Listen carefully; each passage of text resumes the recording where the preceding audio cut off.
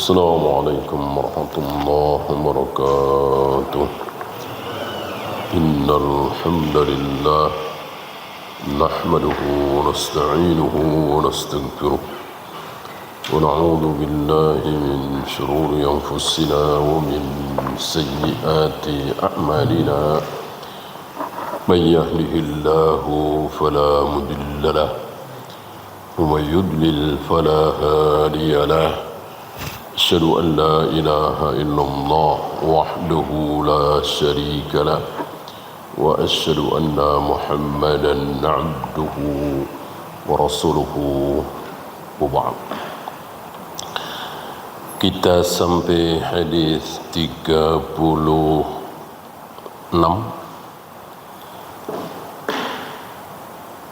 terakhir tentang wanita hitam yang dijamin masuk surga karena dia memilih tidak sembuh dari ayannya daripada didoakan sembuh oleh Nabi sallallahu alaihi wasallam. Ya, kita masuk 36. Wa an Abi Abdurrahman, dari Abu Abdurrahman. Ini tidak terkenal kunyahnya Abu Abdurrahman, padahal namanya terkenal sekali. Siapa? Abdullah bin Mas'ud, Ibnu Mas'ud, terkenal sekali nama ini ya. Tapi kunyahnya yaitu ayahnya Abdurrahman, Abu Abdurrahman, sangat tidak terkenal.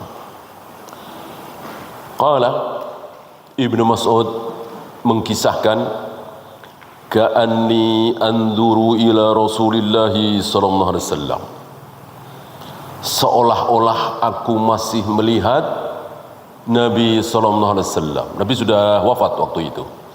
Ketika Ibnu Mas'ud menyampaikan kisah ini, Rasulullah alaihi salatu wasallam sudah wafat, mungkin di zaman Umar atau di zaman Utsman.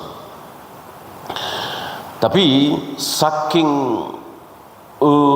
tergambarnya di hayalan Ibnu Mas'ud, seolah-olah aku masih melihat bagaimana Rasulullah yahki nabiyan minal anbiya, menceritakan adanya seorang nabi di antara nabi-nabi yang ada 124.000 nabi, 313 rasul.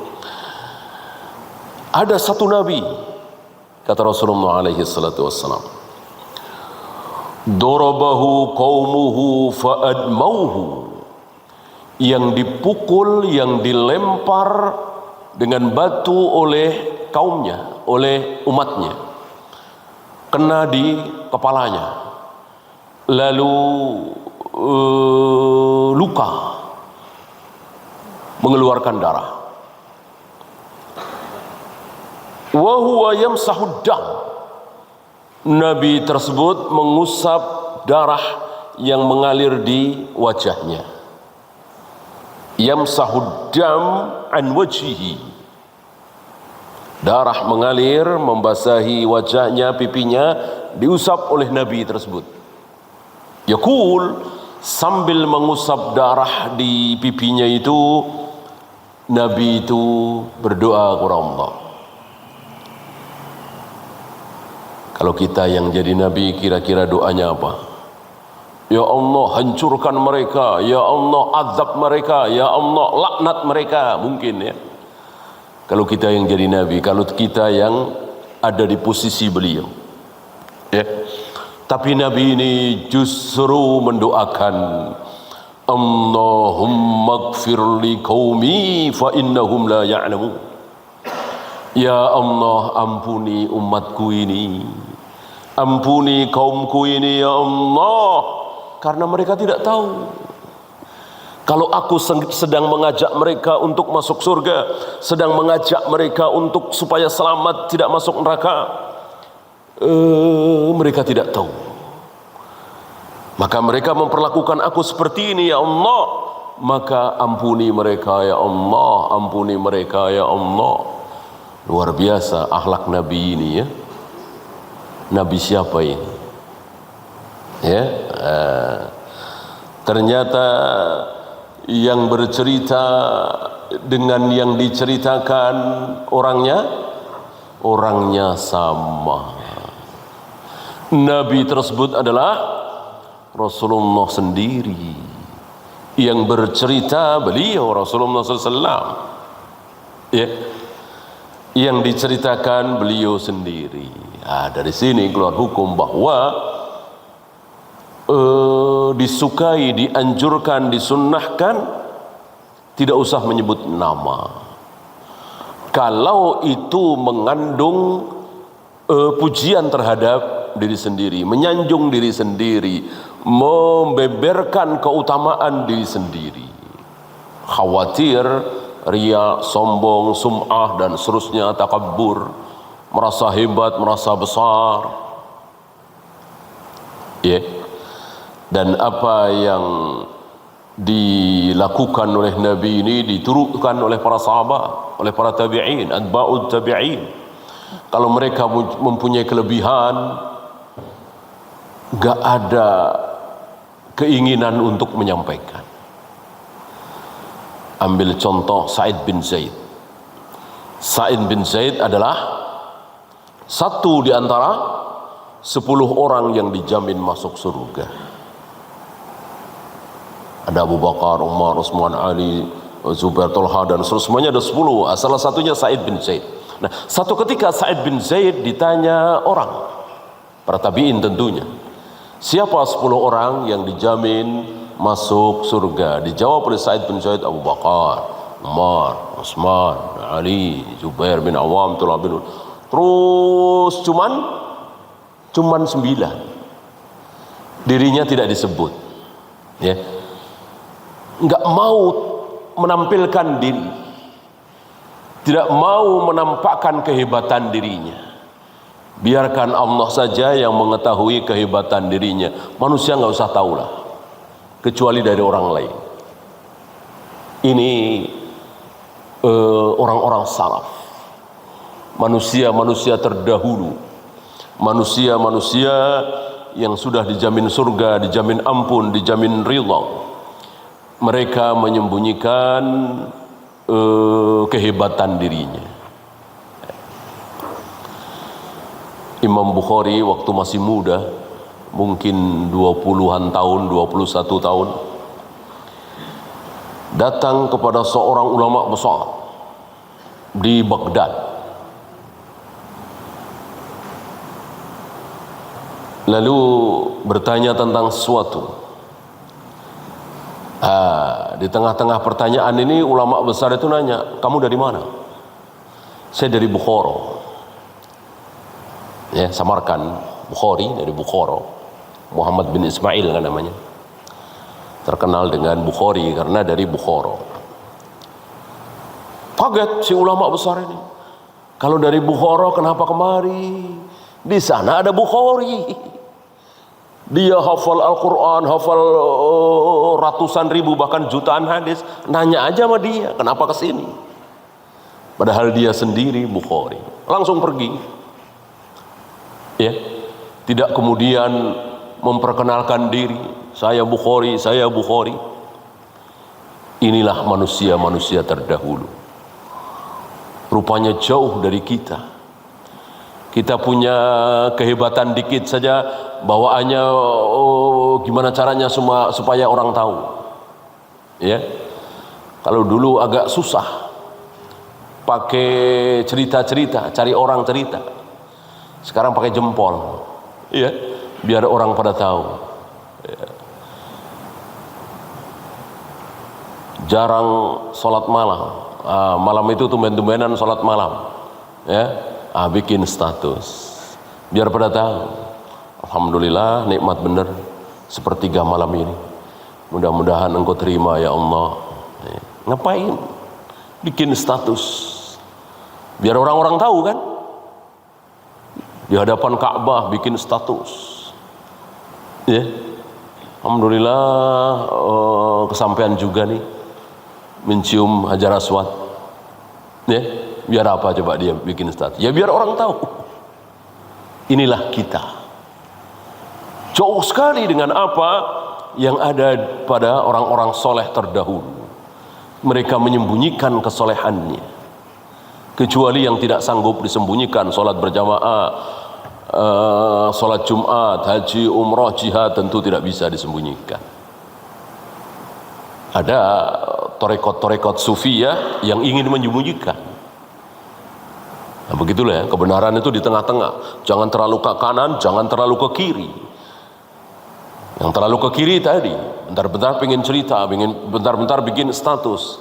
Yang terlalu kanan, semuanya mau disembunyikan. Sampai dia nggak mau sholat berjamaah. Nanti orang-orang tahu kalau saya soleh. Ya, sholat di rumah. Tentu ini salah. Ini dosa besar. Ada yang bisa disembunyikan, ada yang tidak. Sholat berjamaah tidak bisa disembunyikan. Pasti ada yang tahu, kan ketemu orang. Qobliyah lah, ba'diyah lah kalau rumahnya dekat. Disembunyikan. Kalau sholat berjamaah 5 waktu, ya mana mungkin bisa disembunyikan. Nah, sebagian torekot-torekot sufiyah ingin menyembunyikan sesuatu yang mestinya jangan disembunyikan, tidak bisa disembunyikan.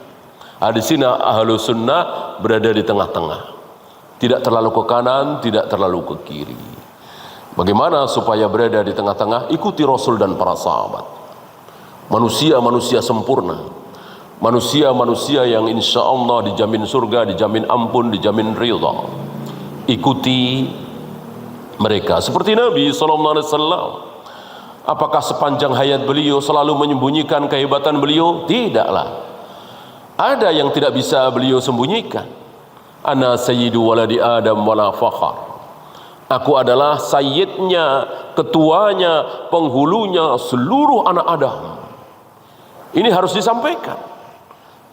Karena memang Allah wajibkan beliau untuk menyampaikan itu. Bahwa aku adalah sayyidnya seluruh anak Adam. Wala fakhar, dan tidak ada kesombongan, tidak ada kebanggaan. Ya. Akulah manusia pertama yang masuk surga karena aku yang membuka gerbang surga. Tidak ada yang bisa membuka gerbang surga itu ketika orang-orang sudah selamat, kaum muslimin sudah selamat dari jahanam, sudah melewati sirat, ternyata gerbang surga masih tertutup. Maka mereka berbondong-bondong minta tolong kepada Nabi Adam supaya Nabi Adam berdoa kepada Allah. Nabi Adam tidak sanggup. Nabi Adam menyarankan ke Nabi Nuh, mereka berbondong-bondong ke Nabi Nuh supaya Nabi Nuh memohon kepada Allah agar gerbang tersebut dibuka. Nabi Nuh tidak sanggup. Kemudian beliau menyarankan ke Nabi Ibrahim, juga tidak sanggup. Ke Nabi Musa, ke Nabi Isa, sampai kepada aku. Nah, ini kan kelebihan beliau, tidak bisa disembunyikan. Kejadian di padang mahsyar terulang lagi. Kalau di padang mahsyar kan mereka berbondong-bondong kepada Nabi Adam supaya Nabi Adam memohon kepada Allah supaya Allah berkenan memulai mengadili manusia, tidak membiarkan manusia dalam keadaan seperti ini, tanpa pakaian sehelai pun, tanpa alas kaki, tanpa makanan, tanpa minuman, tanpa naungan, entah berapa tahun lamanya. Ya. Nabi Adam tidak sanggup. Beliau menyarankan supaya datang ke Nabi Nuh, Rasul pertama di muka bumi. Nabi Nuh juga tidak sanggup. Menyarankan kepada Nabi Ibrahim, juga tidak sanggup. Kemudian ke Nabi Musa, Nabi Isa, dan terakhir kepadaku, Muhammad Rasulullah SAW. Nah, tentu ini tidak bisa disembunyikan. Ya. Nah, disinilah perlunya ilmu agar kita berada di pertengahan. Tidak terlalu ke kanan, tidak terlalu ke kiri. Ya. Dan untuk berada di pertengahan harus ada patokan, jangan ngarang sendiri. Karena hari ini banyak yang ingin berada di pertengahan, kemudian ngarang sendiri. Katanya akhirat dan dunia itu 50-50. Separuh-separuh, 50-50. Ya, ini ngarang namanya. Ya kan? Orang dunia seisinya ini kalah. Dunia seisinya ini bukan cuma Jakarta, bukan cuma Indonesia. Ada apa di Jakarta, di Indonesia, entah berapa triliun rupiah kalau diuangkan. Tapi ini seluruh dunia di muka bumi. Apa yang ada di muka bumi? Berapa triliun dolar itu ya. Kalah hanya oleh 2 rakaat sebelum salat subuh. Kata siapa? Kata Nabi sallallahu alaihi wasallam, rakaatani qabla al-fajr khairum min ad-dunya wa ma fiha. 2 rakaat sebelum subuh, qabliyah subuh, lebih baik dari dunia seisinya. Gimana subuhnya, gimana zuhurnya, gimana asar, maghrib, isya, gimana qiyamul lail dan seterusnya. Enggak ada apa-apanya dunia ini. Bagaimana orang mau mengatakan dunia separuh, akhirat separuh? Iya. Berarti Nabi salah, para nabi, para rasul salah. Nabi mengambil dunia sedikit sekali. Sedikit sekali. Bolehkah mendapatkan dunia yang banyak? Tentu boleh. Tapi sebanyak itu dibanding dengan 2 rakaat qabliyah subuh masih kalah. Ya. Ya, muttafaqun alaih, hadis ini sahih riwayat Imam Bukhari dan Muslim. Ada keterangan di sini, innal hakiya wal muhka huwa an-nabiyyu sallallahu alaihi wasallam. Bahwa yang menceritakan kisah tersebut yang diceritakan adalah manusia yang sama, yaitu Nabi Muhammad Rasulullah sallallahu alaihi wasallam. Fikul hadis. Yang pertama, sabrul anbiya'i wa tahammuluhum al-adha fi sabili tablighi da'watihim lin-nas liyanalu ridallah wa rahmatahu. Kesabaran para nabi di dalam menerima penderitaan, kesengsaraan, sakit saat menyampaikan dakwah ini. Jadi ketika berdakwah sakit, ketika berdakwah disakiti, dicaci, dimaki. Mestinya para da'i seperti itu.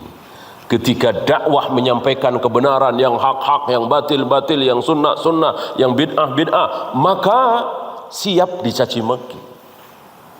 Jangan siap dipuji, siap dielu-elukan, siap dimuliakan. Kalau begitu caranya, dia tidak akan menyampaikan yang hak itu hak, yang batil itu batil. Dia akan berpikir, kalau saya sampaikan bahwa ini bid'ah, kalau saya sampaikan bahwa ini batil, orang tersinggung, mereka akan caci maki saya. Itu dia akan berpikir seperti itu. Tapi kalau si dai ini siap dicaci, siap dimaki, siap dihujat, nggak peduli. Nggak peduli. Mau marah, mau sakit hati, pokoknya ini bid'ah, pokoknya ini syirik. Ya. Tanpa dibumbu-bumbui, tanpa disembunyi-sembunyikan, ya, bahwa sesaji itu syirik, bahwa mendatangi kuburan-kuburan keramat adalah syirik. Sampaikan apa ada. Ya. Ke kuburan itu niatnya hanya boleh satu, apa? Litudzakiral maut, agar kita ingat mati. Kalau ingat mati ngapain mesti ke jauh-jauh, ke Demak, ke Cirebon, ke Banten? Kalau ingat mati, cari kuburan terdekat dari rumah kita. Assalamualaikum ahlad diyar. Insyaallahu bikum lahiqun. Salam bagi kalian wahai penghuni kubur ini, aku kelak akan menyusul kalian.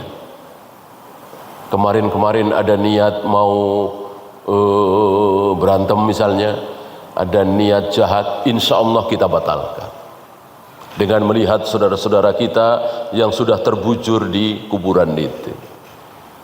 Ya, ngapain mesti jauh-jauh? Ya, karena di dalam kuburan itu tidak ada keberkahan. Keberkahan itu ada di masjid, ada di majelis ilmu, membaca Al-Quran, sholat, bukan di kuburan. Kalau di kuburan itu ada keberkahan, berarti Allah telah menutup keberkahan, Karena yang paling berkah pasti kuburan siapa? Kuburan para nabi, para rasul. Kalau kuburan itu mengandung keberkahan. Hari ini kan kita luar biasa, ya kan? Mengkultuskan, mengagung-agungkan kuburan kiai fulan, kuburan ulama fulan, kuburan syekh fulan. Nggak ada apa-apanya dibanding dengan kuburan Nabi Ibrahim, Nabi Ismail, Nabi Musa, Nabi Yahya, Nabi Zakaria. 124.000 para nabi, para rasul. Tentu tidak ada yang mengalahkan kuburannya. Semuanya ditutup oleh Allah. Nggak ada yang Allah kasih tahu. Kalau betul kuburan mendatangkan berkah, tentu Allah akan kasih tahu, Muhammad, sampaikan kepada orang-orang, kuburan Ibrahim sebelah sini, kuburan Ismail sebelah sini, kuburan Musa sebelah sini, kuburan Adam, kuburan orang-orang soleh nih, ya, cari berkah di situ. Allah tidak sampaikan kepada Nabi sallallahu alaihi wasallam. Nggak ada yang tahu, satupun kubur seorang Nabi nggak ada yang tahu. Kecuali ngarang. Kalau ngarang ya. Kalau dari Nabi sallallahu alaihi wasallam nggak ada. Paling Nabi Musa nggak jauh dari Masjidil Aqsa, selemparan batu. Cuman kan nggak tahu lemparnya ke arah barat, apa timur, apa selatan, apa utara, apa barat daya, apa timur laut, kan nggak tahu. Hanya satu Nabi yang kuburnya ketahuan, yaitu kubur Nabi Muhammad Rasulullah sallallahu alaihi wasallam.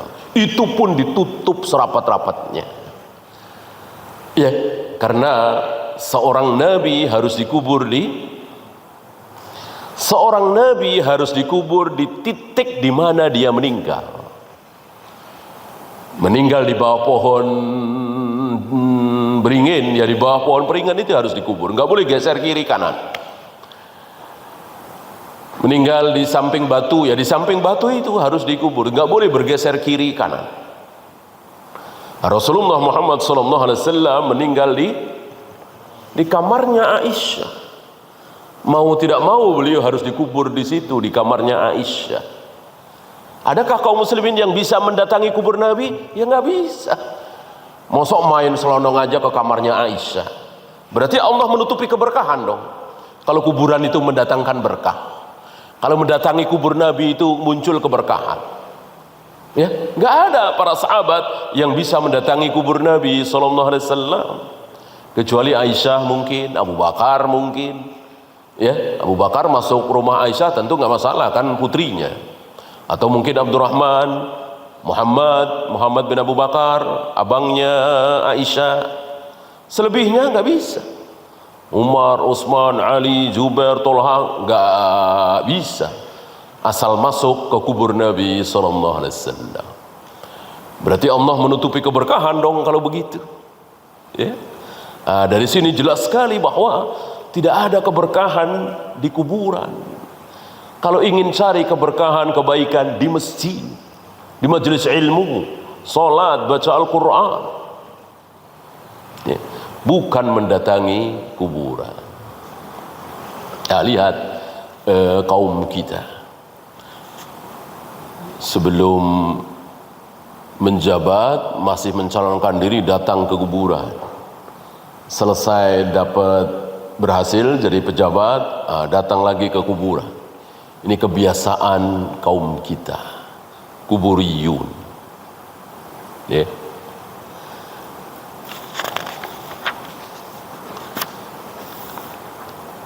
Yang kedua, al-ajru ala ma yusibul abda min hammin wa huznin wa ghammin wa adha khassun bi ahli al-iman duna ghairihim. Pahala yang akan didapat oleh orang yang tertimpa musibah, sedih, sakit, celaka, sengsara, itu khusus yang beriman. Kalau nggak beriman, mau sabar kayak apa? Dia tertimpa musibah besar, dia sabar. Dia tertimpa kesengsaraan, dia sabar. Tapi dia Kristen, atau Buddha, atau Hindu, atau Konghucu, yang nggak dapat pahala apa-apa. Yang dapat pahala dari kesabaran saat ditimpa musibah hanya seorang muslim. Ya. Orang kafir itu apapun, kebaikan apapun yang dilakukan nggak mendatangkan pahala. Ya paling kebaikan di dunia, dia banyak sedekah, dia banyak nolong orang, akhirnya jarang sakit, akhirnya bisnisnya sukses, banyak yang memuji, sebatas di dunia. Nanti ketika dibangkitkan dari alam kubur di padang mahsyar, ngelihat pahalanya? Nggak lihat sama sekali, nggak ada pahala sama sekali. Disitulah disindir oleh Allah dengan kalimat amilatun nasibah tasla naran hamiyah.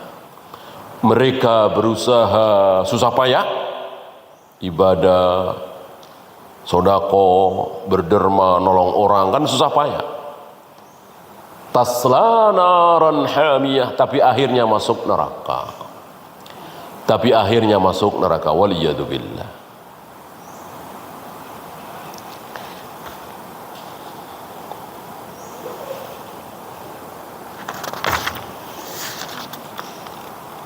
Min akhlaqil anbiya'i muqabalatul jahli bil ghufran wal musamaha. Di antara akhlak para nabi adalah menghadapi kejahilan dengan maaf. Ya, enggak ada nabi yang tidak pemaaf. Kamu udah salah, udah pergi sana. Enggak ada seperti itu. Ada riwayat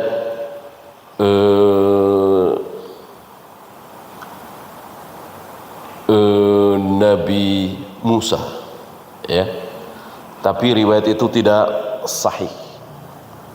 Ya, akhlak para nabi sama, tentu tidak sama persis ya, berlebih dan berkurang. Yang termulia adalah akhlak Rasulullah sallallahu alaihi wasallam. Jadi kalau berhadapan dengan orang jahil, ahli maksiat, pendengki, pendendam, tasamuh, ya, tidak sama-sama keras gitu. Mestinya kita contoh akhlak para nabi alaihi wassalatu wassalam. Kemudian adamu muamalatil jahilina bimithli a'malihim. Jangan menghadapi orang-orang jahil dengan kejahilan yang sama. Orang jahil itu apa sih? Yang keluar dari mulutnya ya cacian, ya makian, ya hujatan. Kita mau ikut-ikutan mereka? Jangan. Sayangi diri kita. Udahlah. Mau dicaci, mau dimaki, Islam, teroris, fundamentalis, begini begitu, udah biarin. Dia jahil. Dia tidak tahu apa-apa tentang Islam, sudah. Ya. Dan itu kebiasaan para nabi, para rasul, wabil khusus Nabi Muhammad sallallahu alaihi wasallam. Jadi cacian makian yang keluar dari mulut Abu Jahal, Abu Lahab tidak dibalas sama sekali oleh Nabi. Akhirnya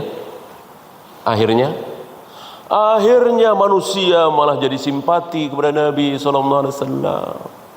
Jadi berbondong-bondong masuk Islam. Maka sudahlah, stop. Enggak usah dibalas. Amerika, Eropa, orang-orang kafir, orang-orang jahil, pendeta siapa itu ngomong begini begitu. Udah, kalau perlu enggak usah dengerin. Ya, enggak usah kemudian kita membalasnya begini begitu. Dengan kita diam, sabar, nanti insya Allah manusia justru simpati. Dan alhamdulillah kan, kita saksikan tidak sedikit yang berbondong-bondong masuk Islam. Yang di Jerman, yang di Inggris, yang di Prancis, yang di Eropa, yang di Amerika, berbondong-bondong masuk Islam. Ketika media-media Yahudi mengatakan Islam itu teroris, Islam itu keji, Islam itu menangnya sendiri, Islam itu begini-begini, ya sudah. Allah Maha pembikin makar. Wa makaru wa makarallah wallahu khairul makirin. Mereka bikin tipu daya kan?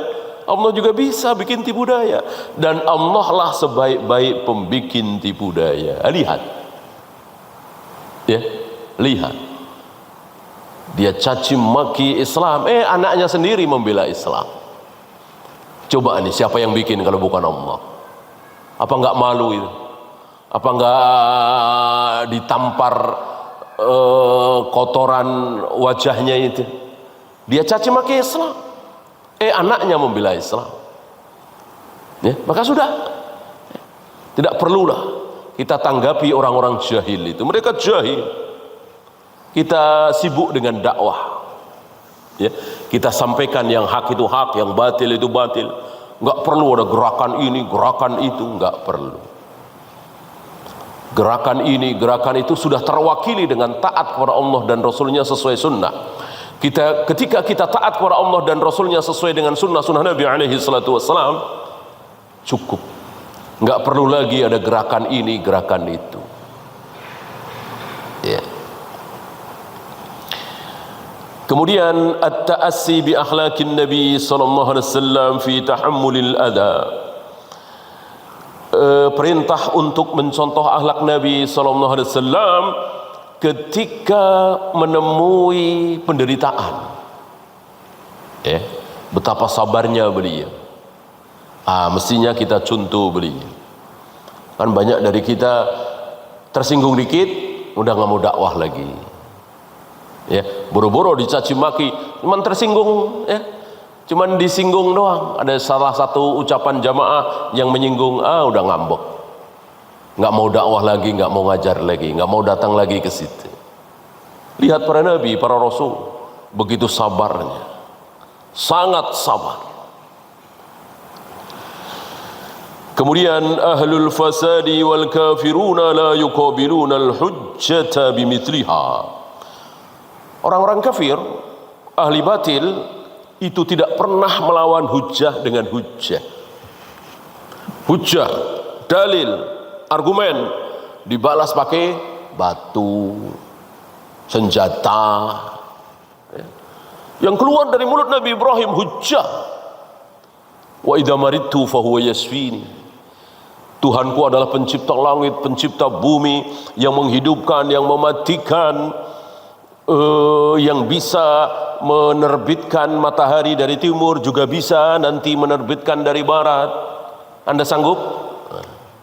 Jika aku sakit, dialah yang menyembuhkan aku. Ini hujjah. Si Namrud tidak bisa menghadapi hujjah Nabi Ibrahim dengan hujjah yang semisalnya. Emang dia nggak bisa menerbitkan matahari dari barat? Ya, akhirnya hujjah Nabi Ibrahim dibalas dengan api. Sediakan api, bakar Ibrahim. Begitu. Orang kafir begitu. Ahli bid'ah termasuk. Ahli bid'ah begitu. Ahli bid'ah tidak sanggup melawan hujahnya Imam Syafi'i, Ahmad bin Hanbal, Syekhul Islam Ibn Taimiyah. Enggak sanggup. Akhirnya apa? Penjara. Penjara, jebloskan ke penjara Ahmad bin Hanbal, Abu Hanifah, Ibn Taimiyah. Karena tidak sanggup melawan hujah para ulama itu. Kalau berani hujah lawan hujah.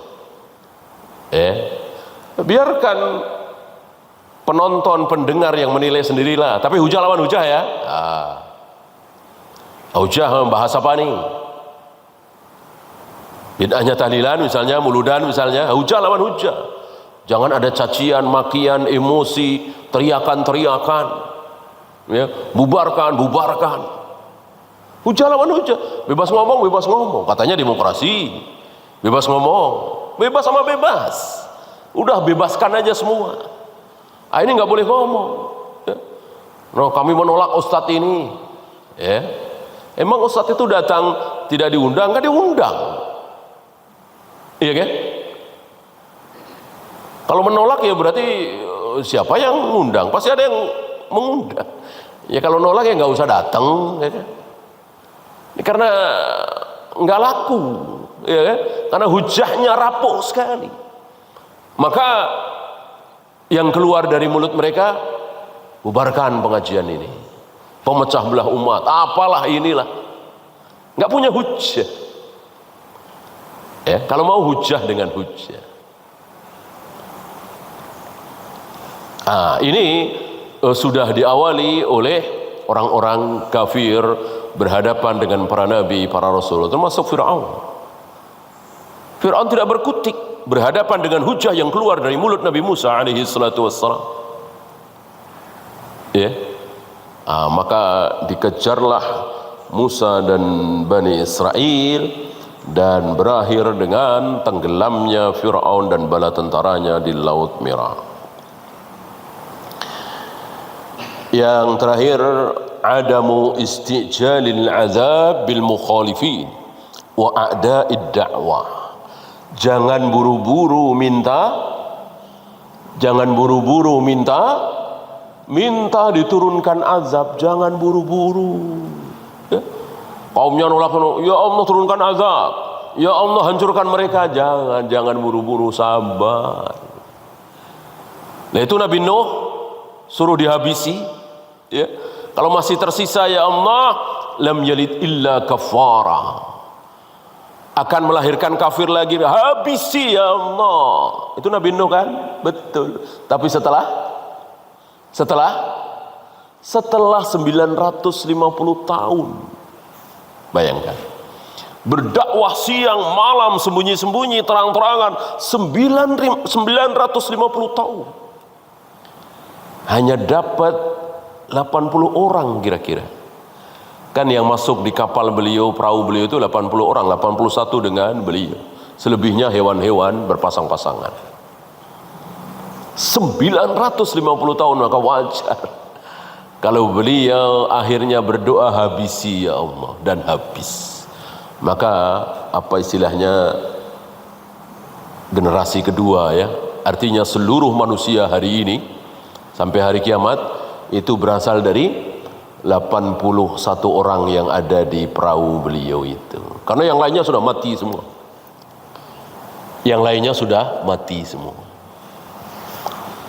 Tenggelam oleh banjir besar, termasuk anak beliau, Kan'an. Ya. Jadi jangan kita buru-buru. Ya, sabar. Apalagi kalau kita buru-buru ingin memetik hasil. Hati-hati, ada kaidah. Man istajala bi syai'in qabla awanihi hurima uqiba bi hurmanihi. Barang siapa yang buru-buru ingin meraih hasil yang belum waktunya, maka dia akan dihukum oleh Allah. Apa hukumannya? Tidak akan mendapatkan yang dia inginkan. Hati-hati dengan buru-buru ini. Para ulama mencontohkan misalnya wasiat, ya. Misalnya saya berwasiat, ya. Misalnya saya orang kaya, saya berwasiat kalau saya meninggal berikan 100 juta untuk si fulan, ya. Si fulan ini teman saya atau kenalan saya, ya. Saya simpati sama dia. Harta saya tentu harus di atas 300 juta, ya. Kan wasiat tidak boleh lebih dari sepertiga harta, waktu itu pernah kita bahas. Berarti dia senang dong.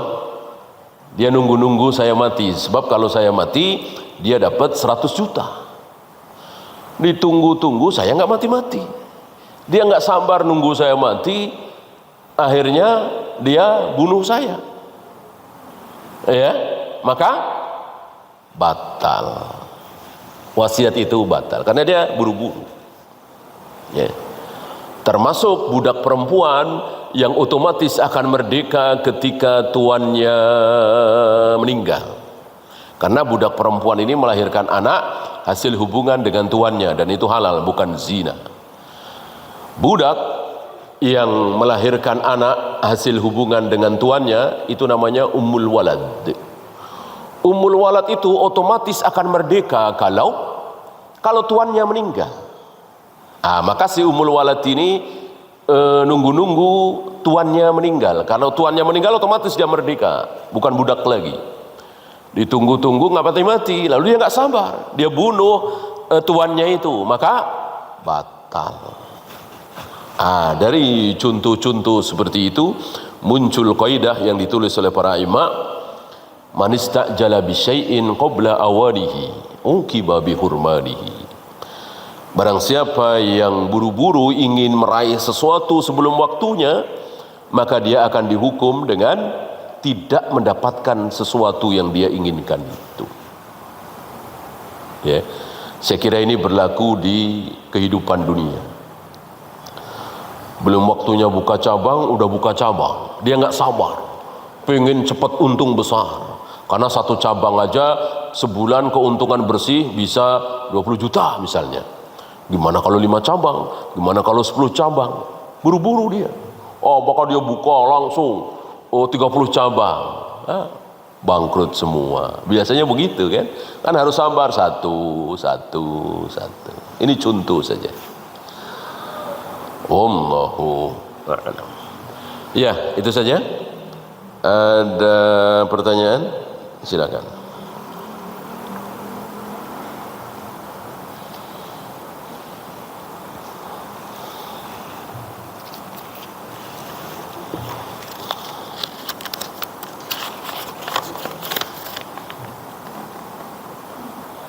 Apakah iktikaf harus menginap selama 10 hari di masjid? Tidak. Tidak. Itu yang terbaik. Yang terbaik 10 hari tanpa batal. Bukan tanpa batal ya, pasti batal. Nggak mungkin iktikaf nggak batal. Ya, pastilah ketika dia ke toilet ya kan batal. Ya kan, walaupun toiletnya itu dekat masjid, kan toilet bukan masjid, masjid bukan toilet. Buktinya kan nggak boleh sholat di toilet atau di depan toilet ya. Walaupun toilet itu masuk pekarangan masjid, ya tetap aja bukan masjid. Masjid bukan toilet, toilet bukan masjid. Walaupun dua-duanya nempel dan berada di tanah masjid.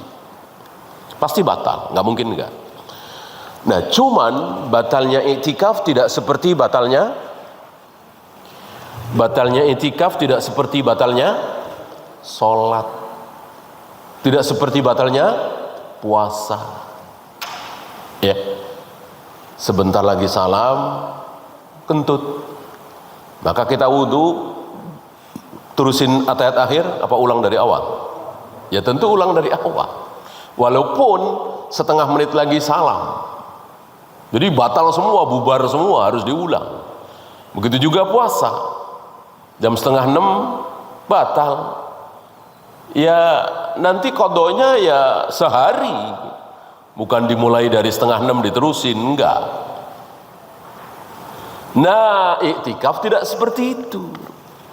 Iktikaf ketika batal jam 10 pagi, ya jam 10:30 iktikaf lagi, masuk lagi, terusi. Mirip-mirip apa? Tawaf. Bacanya tawaf kan boleh diterusi, ya kan? Antum sudah dapat 5 putaran, tiba-tiba kentut, wudu dulu kan? Nanti mengulang dari putaran awal apa putaran ke-5 diterusin? Diterusi, tidak usah dari awal. Itu tawaf. Mirip dengan iktikaf. Paham ya? Dan para sahabat diriwayatkan siang itu mencari maisha. Ada yang berdagang di pasar, ada yang bertani di ladang, kebun, orang-orang Ansor. Malam iktikaf di masjid. Ya. Jadi tidak harus 24 jam kali 10. Adapun Nabi ya. Kalau bisa ya iya seperti itu yang terbaik. Bagaimana malam para sahabat beriktikaf, ini salah satu yang harus kita ketahui ya. Tidak ada riwayat para sahabat terlihat memenuhi masjid iktikaf saat malam-malam ganjil. Kemudian ketika malam genap sepi atau agak sepi, enggak ada riwayat seperti itu. Jadi para sahabat tidak membedakan kapan malam genap, kapan malam ganjil.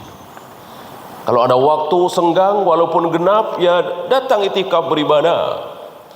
Walaupun ganjil tapi sakit, ya jangan dipaksain.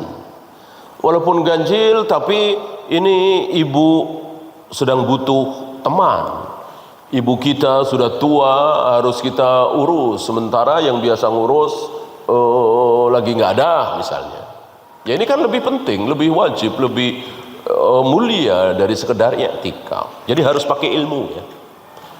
Jadi jangan pakai kesimpulan pokoknya kalau 10 hari terakhir tidak i'tikaf ya berarti jauh dari kebaikan. Jangan begitu ya.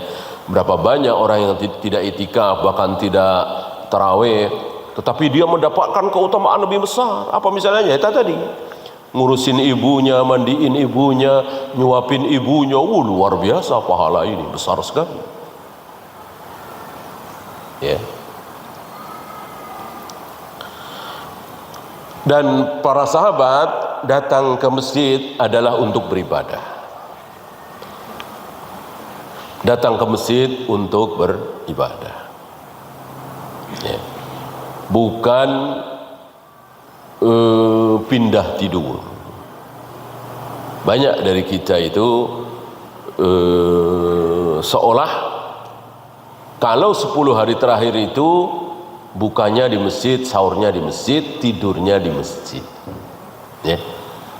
Ini sebuah kekeliruan ya. Jadi di masjid itu untuk ibadah ya. Antum datang ke masjid jam 10 malam misalnya atau setengah 11, tentu yang pertama kali dilakukan salat tahiyatul masjid, nggak usah buru-buru ya kan. Kemudian baca Al-Quran, kan sudah qiyamul lail, ikut berjamaah salat tarawih, mendapatkan pahala semalam suntuk ya kan. Nah kemudian baca Al-Quran setengah jam, 1 jam, 2 jam, ngantuk, ya udah nggak usah dipaksain, nggak bisa ditahan. Atau kalau bisa ambil air wudhu lah biar hilang ngantuknya. Nah kemudian sholat sunat wudhu, yang penting ibadah apanya. Kemudian baca Al-Quran lagi, ngantuk ya, jam 1, setengah 2 udah nggak bisa ketahan ngantuk, ya udah tidurkan, nggak usah maksain. Tidur namanya tidur di masjid ya kan. Banyak orang juga ya setengah jam, 45 menit kebangun lagi, wudhu lagi ya. Kemudian sholat sunat wudhu, baca Al-Quran lagi terus sampai sahur. Begitu kira-kira ya. Bukan datang-datang jam 10 langsung gelar karpet kasur tipis ya, ada bantalnya juga. Ngobrol sebentar atau WA-an sebentar langsung bismika Allahumma ya wa bangun-bangun sahur. Kapan ibadahnya? Itu namanya pindah tidur. Bukan begitu i'tikaf ya. Apakah ada anjuran untuk bermaaf-maafan ketika hari raya? Tidak ada. Tidak ada. Yang ada contoh dari para sahabat adalah taqabbalallahu minna wa minkum. Semoga Allah menerima amal kami dan amal kalian. Ya. Ketika ketemu bersalaman, salaman di sini bukan salaman hari raya ya. Salaman biasa ketika ketemu kan kita bersalaman. Kapan salaman itu kita lakukan? Ada 3. Bukan 4, bukan 5, bukan 6, cuman 3. Yang sunnah sesuai syariat Islam yang dicontohkan oleh Rasul dan para sahabat. 1. Ketika berbaiat. Ketika kita membaiat seorang khalifah, seorang pemimpin yang baru saja diangkat, dilantik, kita salaman, baiat. Kedua, ketika bertemu, assalamualaikum, waalaikumsalam. Ketiga, ketika mau berpisah. Ini pun masih ada perdebatan ya. Adakah yang keempat? Tidak ada. Bisolat, salaman, ijab qabul, aku nikahkan engkau, salaman. Enggak ada contoh dari Nabi sallallahu alaihi wasallam. Ijab qabul, jual beli ya, deal ya. karena jual belinya itu miliaran ya, atau ratusan miliar, pakai salaman, deal. Ini tidak ada sunnahnya. Termasuk salaman khusus di hari raya, termasuk bermaaf-maafan. Bermaaf-maafan, minta maaf, hubungannya dengan kesalahan, tidak ada hubungannya dengan hari. Termasuk mengunjungi kuburan setelah sholat Id, ini juga tidak ada sunnahnya sama sekali. Rasul dan para sahabat tidak mencontohkan seperti itu. Ya. Di hari raya itu disunahkan apa? Sedih apa senang? Senang. Kalau ke kuburan kan sedih. Ingat ibu kita yang sudah meninggal, nenek kita, ayah kita yang sudah meninggal, kan jadi sedih. Bukan waktunya itu. Allah sediakan 360 hari, kenapa mesti milih yang 1 Syawal? Milih hari yang lain. Jangan 1 Syawal. 1 Syawal itu hari bersenang-senang. Wallahu a'lam.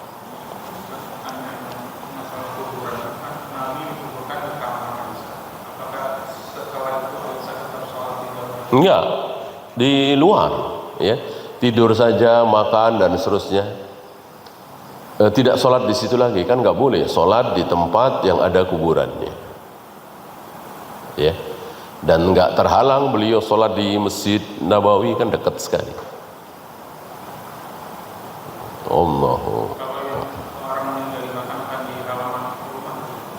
Ya itu sebuah kesalahan,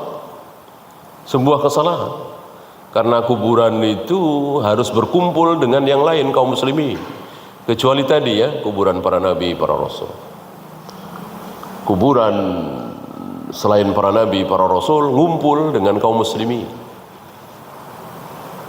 Khusus, tanah khusus. Yang di atas tanah itu jangan ada sholat. Gitu ya. Kalau di rumah kan ya tentu namanya rumah kan pakai sholat, baca Al-Quran. Maka sebuah kesalahan ketika kita mencampurkan antara kuburan dengan rumah kita, masjid, pesantren. Jadi harus khusus. Wallahu a'lam.